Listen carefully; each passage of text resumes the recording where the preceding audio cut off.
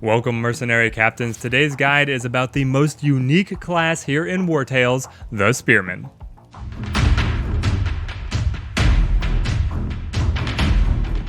A true mid-range combatant, the Spearman shirks the convention of having units formally engage with each other, choosing instead to fend off their enemies at slight range with large two-handed polearms, and taking a number of specialization options that benefit fighting in close coordination with their allies. We are going to be going through all of these different specialization skills, the upgrades to these skills you can get through skill masteries. Also, we're going to be covering equipment, alchemical advantages that you can pick up over here from the apothecary, and the best synergies that they have with other companions. We're going to be doing a little bit of save scumming here with Dora to be able to show off all of the different build options. You can check the timestamps if you want to jump to a specific build, and then we're going to wrap up at the end talking about what the true strongest combination of these abilities is.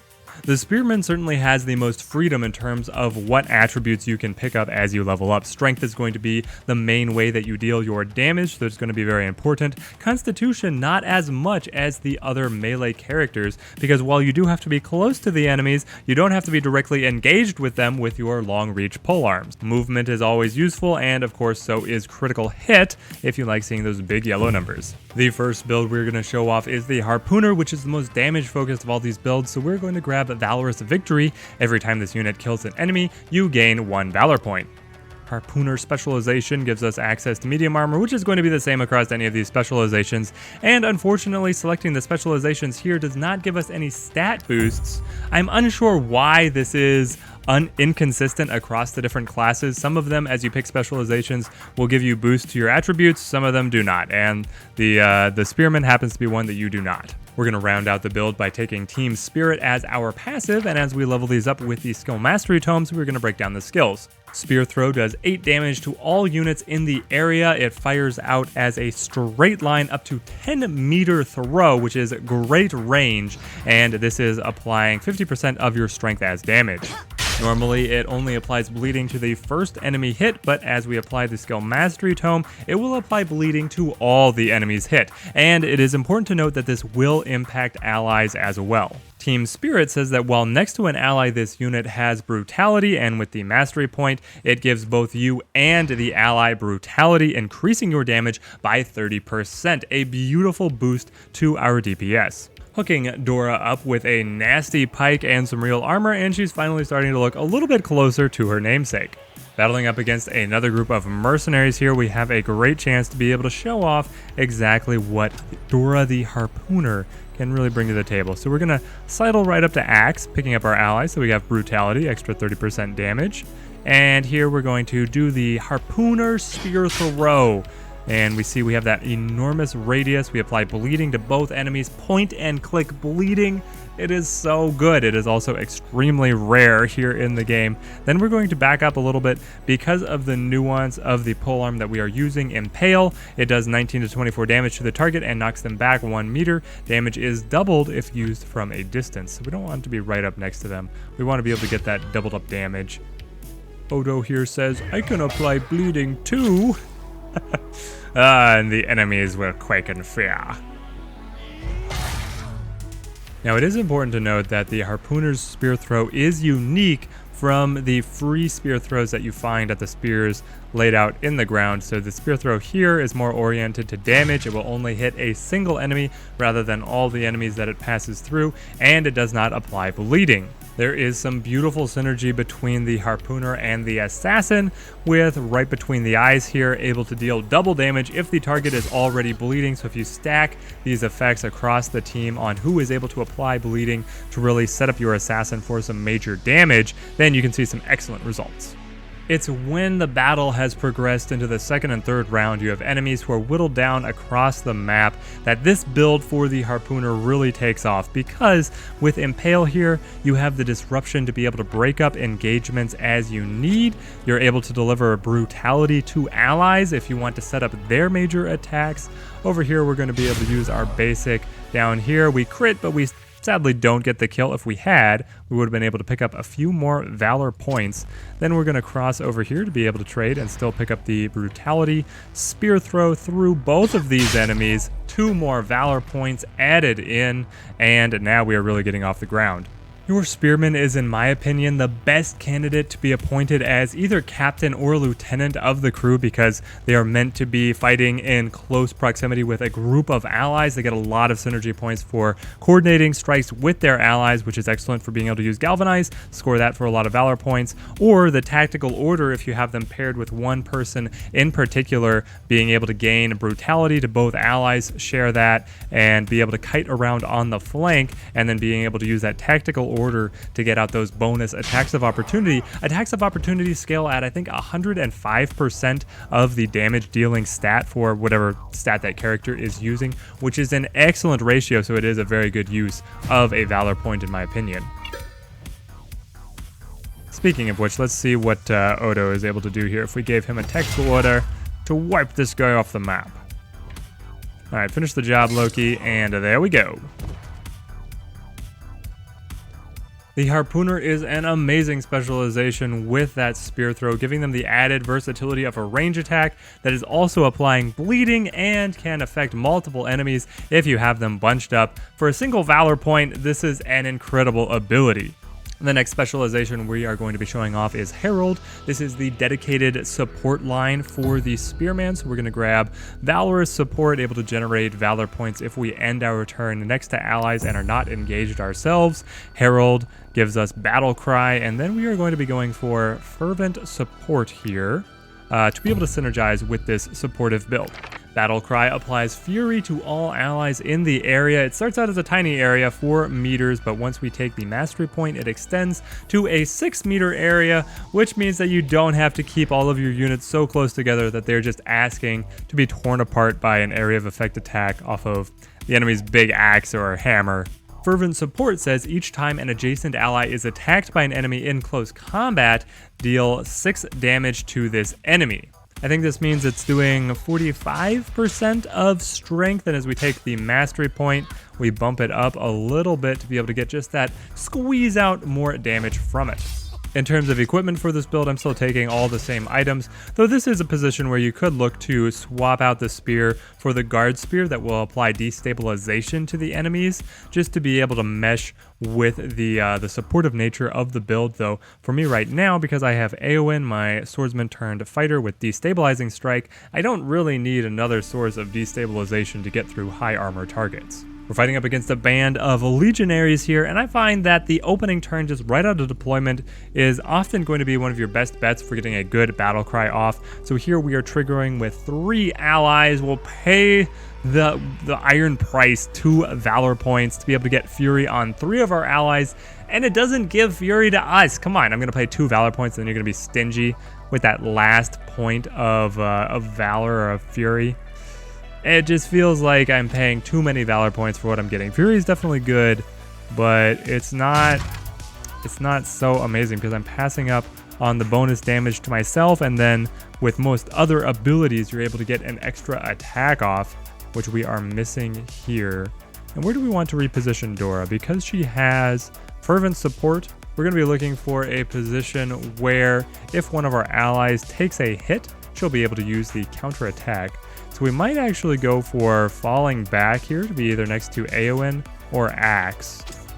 Let's hop back next to Axe and hope that baits this Legionnaire across to attack him. Ah, this guy wanted to make his attack.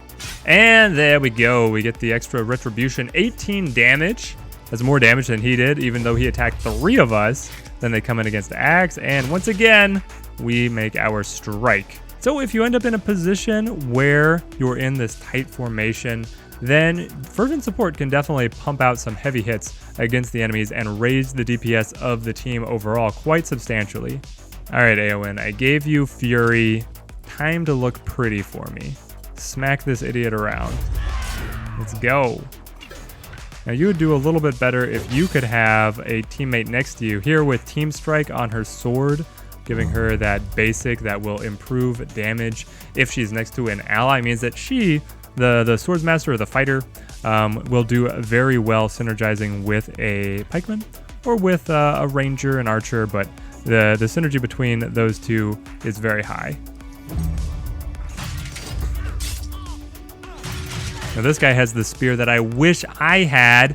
able to strike 4 times on the basic is insane. It doesn't do a lot of damage, but it has incredible synergy with applying an oil to your weapon if you're looking to be able to apply a status effect to the enemies, which can be a very valid source of damage here in the game.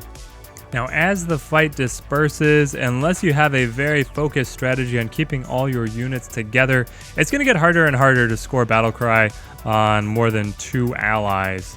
And so I feel like the ability really does fall off, especially also later in the battle. You've been draining your Valor point generation a little bit and paying the 2 to be able to give Fury out to the rest of the team. I just don't really like it. Now here we really do have the dream pairing coming together, and my only worry is because we're galvanized, we will kill them too quickly. How much damage we're about to unleash. So there we go, we've come across with Dora here. And now Eowyn is going to be able to walk into this beautifully opened space, and with the team strike, because we're getting the extra damage off of being next to an ally, seal the deal. And I believe that synergy, it really is a close call in that kind of pair up, whether you want fervent support to be able to get those retribution attacks out of the pikemen, or if you would want to go over to Team Spirit, being able to give both characters brutality.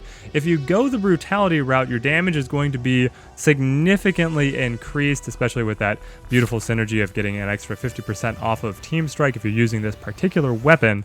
So that's probably the route I would go, though we also saw a great demonstration of how much overall damage you can get from fervent support if you have multiple enemies coming in and attacking that ally, allowing the pikemen to dish out those hits.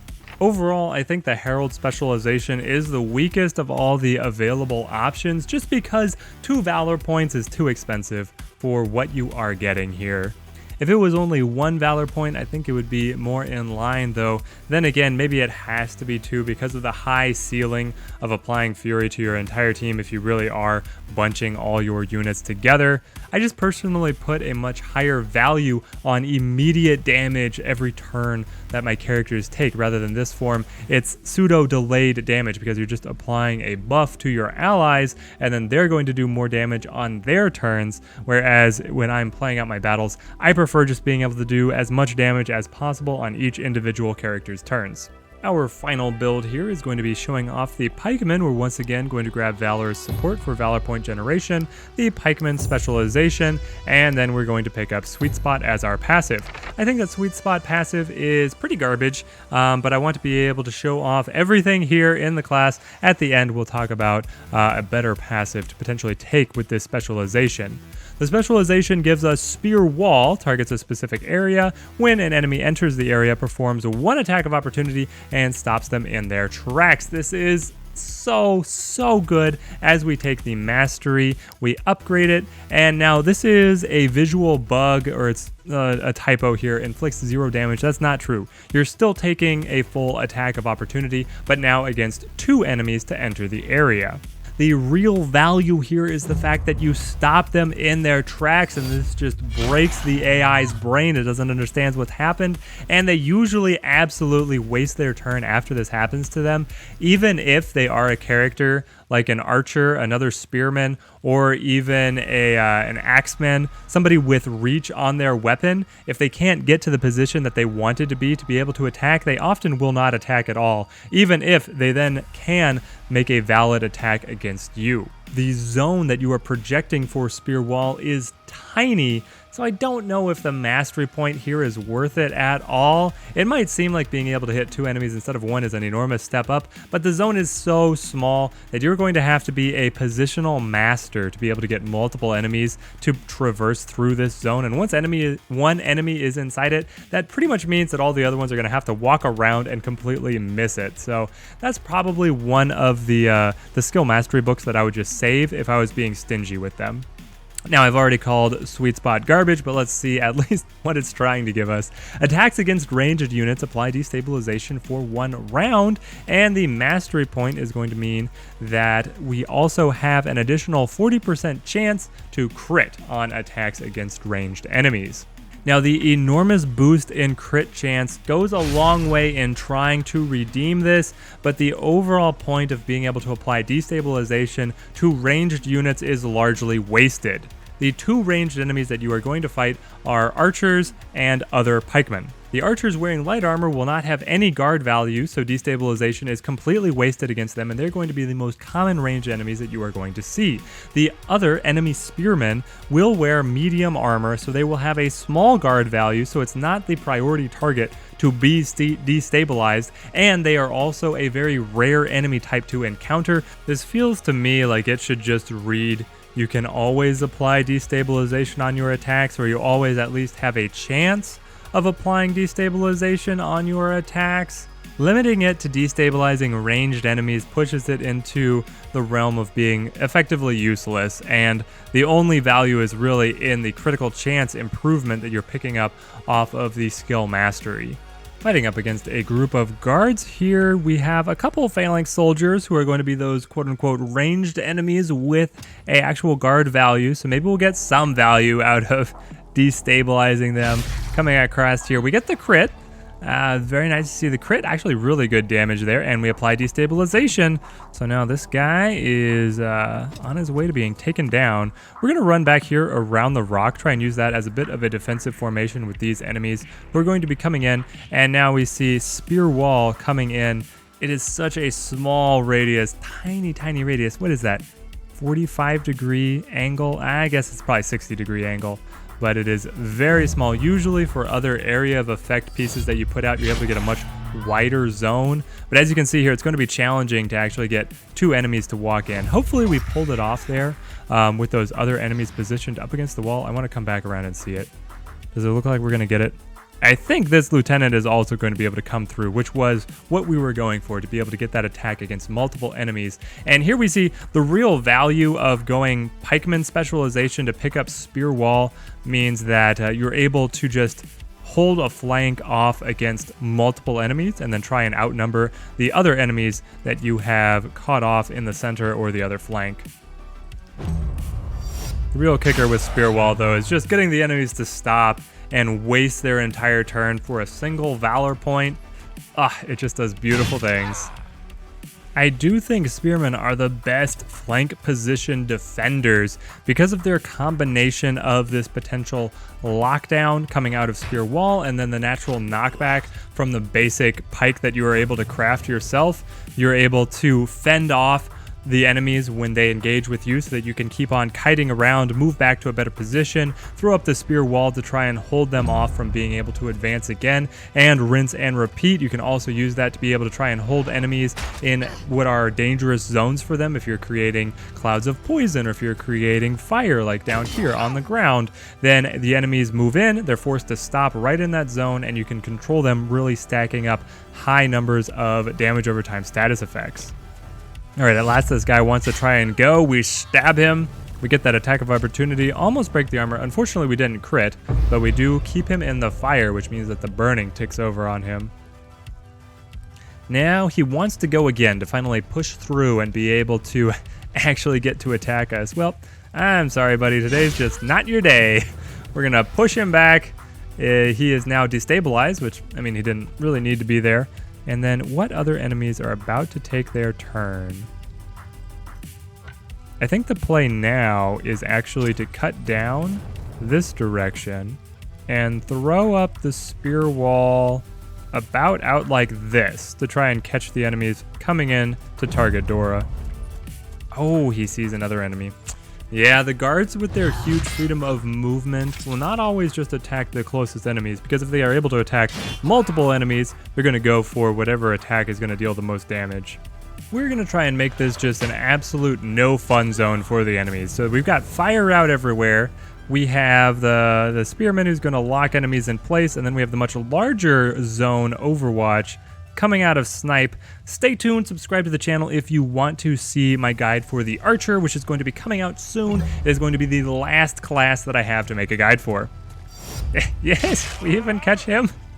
The captain just running through the field of battle. It's like, yeah, I'll be fine. Here we go, we get the Overwatch.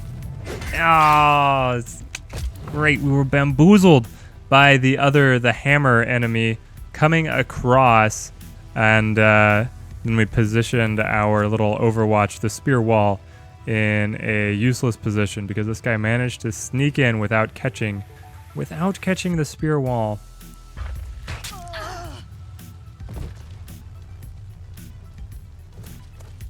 Well, the archer's Overwatch ended up proving very effective. There we get the spear wall to fend off the enemy. Let's see, how do we want to salvage this position? We are absolutely surrounded at this time. We still have another tick of the spear wall, so we could delay the turn a little bit if we think that one of these enemies is going to make a move. But the main thing here is that this guy's just going to be able to wail on us. Then this guy's going to go, so that will proc the spear wall. And then we could move and reset it. So we might actually go for that. First off, we want to be able to apply... Do I want to apply first aid now? Because we're just going to get bleeding reapplied.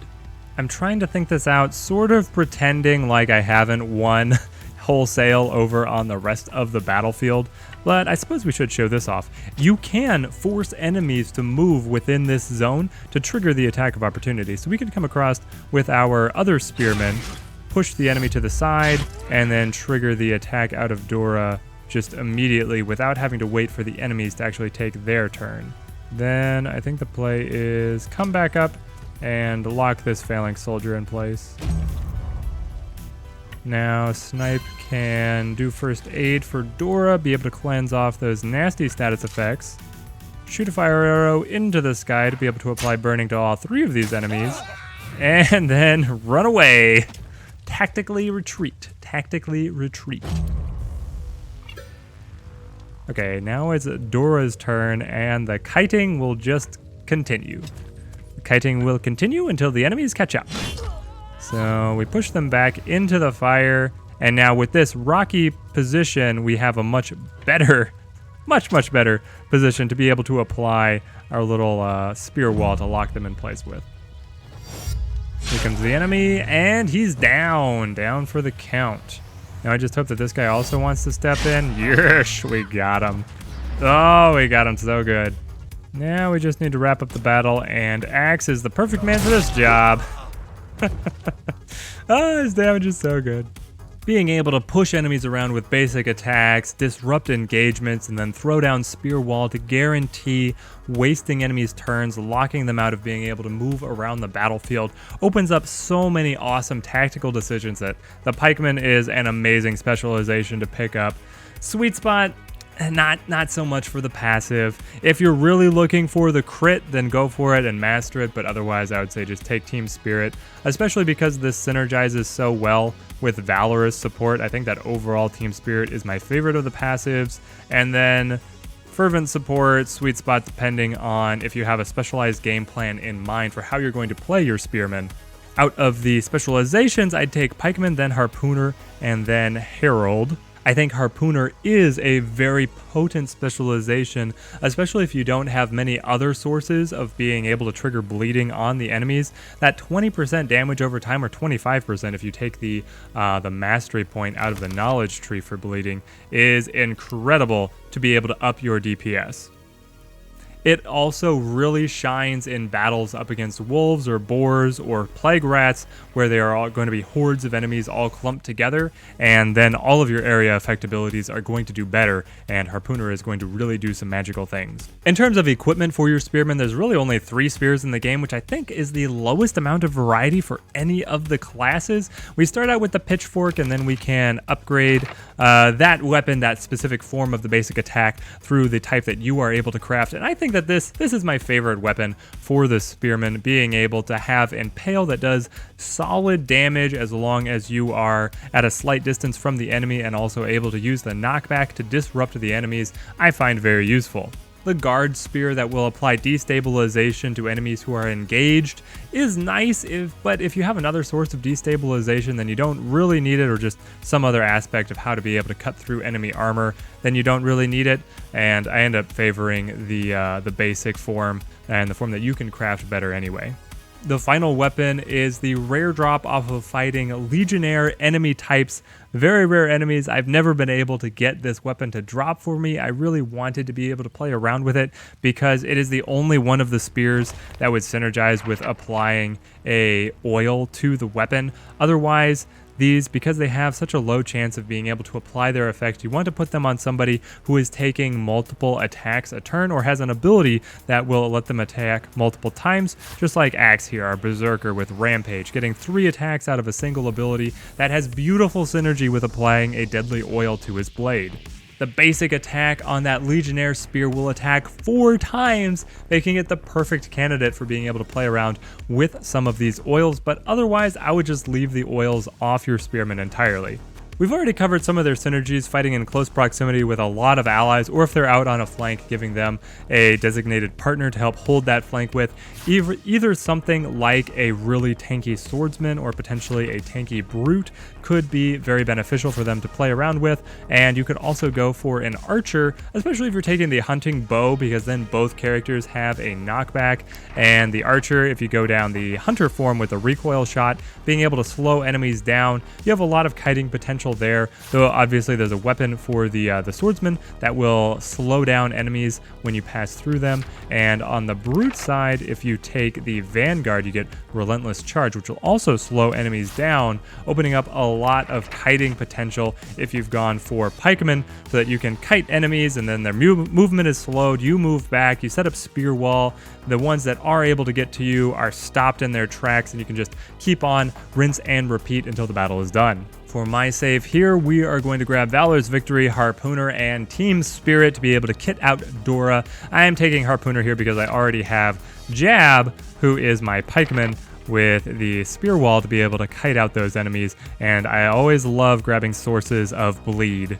In terms of basic skills, the Spearman is a great candidate for getting first aid, and as I said, they are also an excellent candidate for being appointed as lieutenant or captain of the group, being able to get those support skills, which are so important for your characters to be right up next to each other, but not necessarily engage themselves, and that fits the bill for the Spearman perfectly. That is everything you need to know in order to build the greatest Spearman. Let me know in the comments if you guys think that I missed anything, and stay tuned for the final character class guide, which is going to be the Archer, and will be releasing shortly.